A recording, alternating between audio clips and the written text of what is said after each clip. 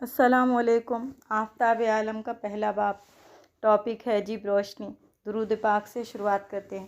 اللہم صلی علی سیدنا و مولانا محمد و علی آلہ وسلم۔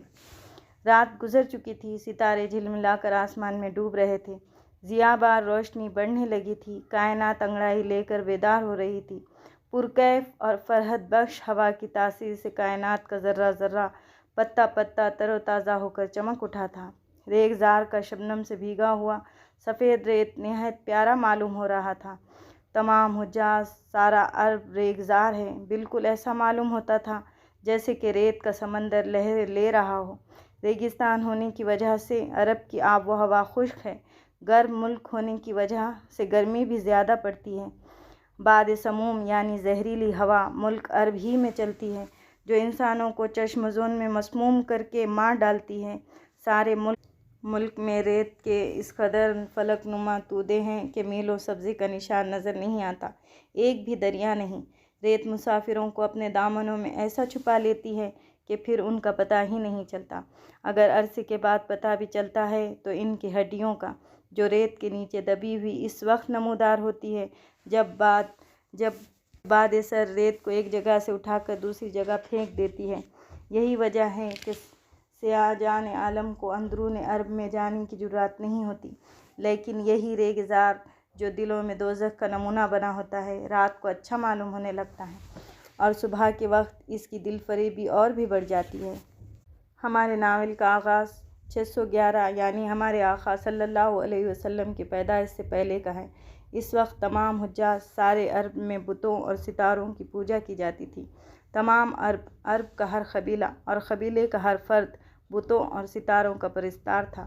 لیکن یہ عجیب بات ہے کہ بتوں اور ستاروں کو جو پوجتے ہوئے بھی حشر نشر اور یوم جزا کے قائل تھے۔ مردوں کو دفن کرتے تھے، قبروں پر اونٹوں کو اس لیے ذبح کرتے تھے کہ ان کا عقیدہ تھا کہ مردہ یوم محشر اس اونٹ پر سوار ہو کر چلے گا۔ وہ توحید کے قائل تھے، کائنات کا پیدا کرنے والا مانتے تھے۔ بتوں کو بارگاہ رب العزت میں شفیع سمجھ کر ان کی پرستش کرتے تھے۔ صبح ہو چکی تھی، نسیم سحری چڑھ رہی تھی، آسمان تبسم ریز ہو کر ایسا روشن ہو گیا تھا جیسے کہ حسین مہ پارہ مسکرانے سے اس کے چاند سے چہرے پر حسن کی لہریں دوڑ کر اس کے چہرے کو اس قدر منور کر دیں کہ وہ تنویر حسین بن جائے۔ اس وقت مکے کے ایک گوشے سے نہایت ہلکی سریلی آواز پیدا ہوئی، جو بتدریج بڑھنے لگی اور بڑھتی گئی اور بڑھتے بڑھتے اس قدر بڑھی کہ شہر مکہ کی گلی گلی، کوچہ کوچہ گھر میں اس کی آواز سنی گئی۔ آج عربوں کا یوم عید تھا۔ وہ بہت سویرے بیدار ہو چکے تھے۔ آواز کو سن کر مرد اور بچے بیت الحرام کی طرف دوڑنے لگے۔ مکے کی گلی کوچوں میں ہلچل شروع ہو گئی اور لوگوں کے ٹھٹ تیزی سے جاتے نظر آنے لگے۔ سریلی آواز ابھی تک بلند ہو رہی تھی، نہایت دلکش آواز تھی۔ ایسا معلوم ہوتا تھا جیسے کوئی سریلا باجا بجا رہا تھا۔ لوگ اطراف شہر سے تیزی کے ساتھ بیت الحرام کی طرف دوڑ رہے تھے۔ زرق برق پوشاکیں پہنے ہوئے تھے، زرتار پٹکے باندھے تھے، پورے عربی لباس میں ملبوس تھے۔ بیت الحرام یعنی خانہ کعبہ ناف شہر میں واقع تھا۔ یہی وہ حرم شریف ہے کہ جس کی بنیاد حضرت ابراہیم علیہ السلام نے رکھی تھی۔ مدتوں تک توحید پرستوں، خدا کے پوجنے والوں کا ملجا و ماوا رہا تھا۔ اب بت پرستوں کے قبضے میں تھا۔ عرب نہایت سرعت سے دوڑ کر آ رہے تھے، خانہ کعبہ کے چاروں طرف کھڑے ہوتے جا رہے تھے۔ خانہ کعبہ کی عمارت پتھر اور چونے سے بنائی گئی تھی، نہایت مستحکم اور بڑی شاندار تھی۔ چاروں طرف متعدد بڑے بڑے اونچے اونچے عالیشان دروازے تھے۔ خانہ کعبہ کے نیچے ہی ایک کنواں تھا۔ کنویں کی من پتھر اور دہن کسی قدر چھوٹا تھا۔ یہی کنواں دنیا میں زمزم کے نام سے مشہور ہے۔ کنویں کے من کے قریب ادھر ادھر بڑے بڑے بت تھے۔ ان میں سے ایک بت کسی حسین عورت کا مجسمہ تھا۔ ایسا معلوم ہوتا تھا جیسے کوئی پری پے کر کھڑی مسکرا رہی ہے۔ اس بت کا نام نائلہ تھا۔ دوسرا بت ایک قویل حبشہ انسان کی شکل کا تھا۔ ایسا معلوم ہوتا تھا کہ جیسے کوئی پہلوان اپنے حریف کو زیر کر کے کھڑا خوش ہو رہا ہو۔ اس بت کا نام اسان تھا۔ تمام عرب ان ہر دو بتوں کا احترام کرتے تھے، ان کے سامنے آتے ہی سجدے میں گر پڑتے تھے۔ چنانچہ جو لوگ اس طرف آتے رہے وہ ان کے سامنے آتے ہی سجدے میں گر پڑتے تھے۔ باجا ابھی تک نہایت سریلے انداز سے بج رہا تھا۔ ایسا معلوم ہوتا تھا جیسے کہ حرم شریف کے اندر بج رہا ہو۔ خانہ کعبہ کے تمام دروازے ابھی تک بند تھے۔ وجہ یہ ہے کہ ملک عرب میں عموماً اور مکہ میں خصوصاً قریش کا قبیلہ سربراہ تھا۔ ہر قبیلہ قریش سے دبتا اور ان کی فرمانبرداری کو باعث افتخار سمجھتا تھا۔ قبیلہ قریش کے سردار عبد المطلب تھے۔ ان کا انتقال ہو چکا تھا۔ عبد المطلب کے 10 بیٹے حارث، زبیر، جہل، درار، معصوم، حمزہ، ابو لہب، ابو طالب، عبداللہ اور عباس تھے۔ ان میں سے صرف حمزہ، ابو طالب، ابو لہب اور عباس زندہ تھے، باقی مر چکے تھے۔ قبیلہ قریش نے ابو طالب کو اپنا سردار تسلیم کر لیا تھا۔ عربی قبائل میں یہ دستور تھا کہ ان کے سردار ہی وہی شخص ہو سکتا تھا جو بہترین شاعر، بہترین تدبیر، بہترین سیاست دان اور سب سے زیادہ بہادر ہو۔ ابو طالب میں یہ تمام اوصاف موجود تھے۔ تمام قبائل ان کی بہادری، شاعری، برتری اور سیاست دانی کا لوہا مانتے تھے۔ ان کا اس قدر رعب تھا کہ کسی کو ان کے سامنے بولنے کی جرأت نہ ہوتی تھی۔ ابو طالب بیت الحرام کے کلید برادر تھے۔ جب تک وہ آ کر دروازہ نہ کھولتے تھے کوئی اندر نہ داخل ہو سکتا تھا۔ کوئی شخص بیت الحرام میں داخل نہ ہو سکتا تھا۔ جب عرب کے تمام قبائل آ چکے تو ابو طالب اپنے بھائیوں ابو لہب، حمزہ اور عباس کے ساتھ آئے۔ چونکہ وہ مکے کے والی یا بادشاہ تھے اس لیے ان کے ساتھ قبیلہ قریش کے زیادہ آدمی تھے۔ ابو طالب نے آتے ہی دروازہ کھولا، پہلے خود خانہ کعبہ میں داخل ہوئے، ان کے بعد ان کے بھائیوں کے بعد قریش کا قبیلہ اندر گیا۔ اب ابو طالب نے حکم دیا حرم پاک کے تمام دروازے کھول دیے جائیں۔ یہ حکم ہوتے ہی چاروں طرف سے سب دروازے کھول دیے گئے اور تمام قبائل جوغ درجوغ خانہ کعبہ میں داخل ہونے لگے۔ بیت الحرام کی عمارت اندر کی جانب سے بھی نہایت شاندار تھی۔ سردری نما سینکڑوں کمرے بنے ہوئے تھے۔ تمام عمارت ایک بھورے رنگ کی پتھر کی تھی۔ سیاہ دریوں کے ستون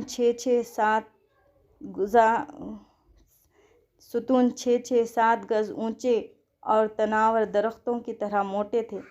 بیت الحرام کے عین بیچ میں بیت اللہ تھا۔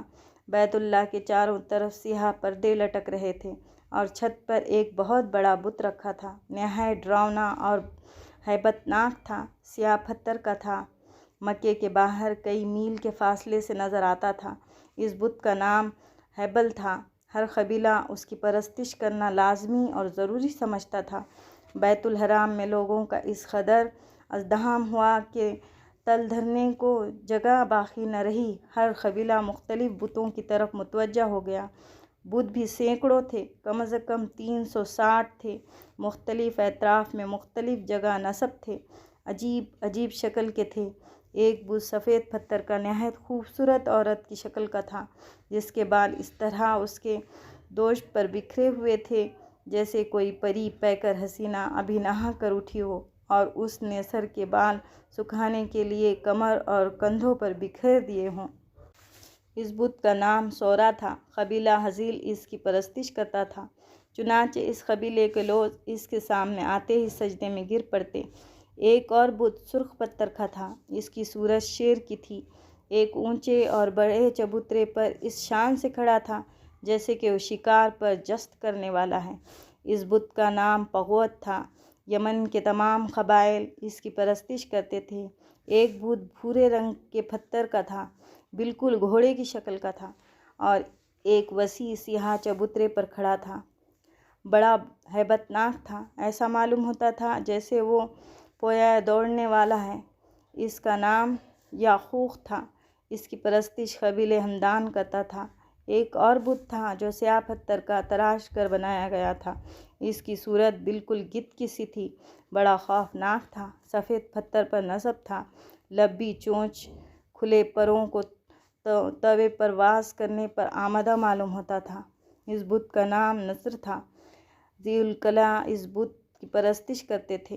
ان کے علاوہ دو، لات، منات، عدا، جہار، اوال، محترمہ، طیات، سعیر، آنس، ردا، ذوالکفین، جریش، شارق، عائم، مدان، اوف، مناف وغیرہ بہت سے بت اور عجیب عجیب شکل و صورتوں کے تھے۔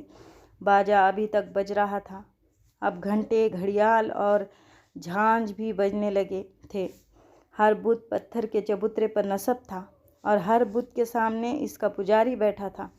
تمام بتوں کے سامنے بت پرست سجدے میں پڑے ہوئے تھے۔ ابو طالب، حمزہ اور عباس خانہ کعبہ کی چھت پر چڑھ کر ہیبل کے سجدے میں جا پڑے تھے۔ تمام لوگ خاموشی سے بتوں کو پوج رہے تھے۔ بت پرستی کا ایسا منظر مشکل سے کسی کے نظروں سے گزرا ہوگا۔